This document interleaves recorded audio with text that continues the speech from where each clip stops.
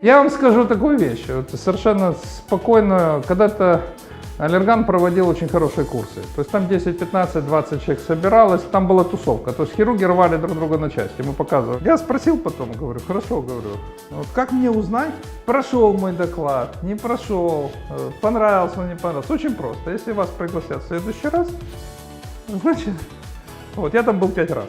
Вот. То же самое с вами. Зачем я буду вас хвалить, если вы, в конце концов, вы в этом жестоком мире конкуренции, вы сейчас стоите передо мной и что-то спрашиваете. Выживаемость.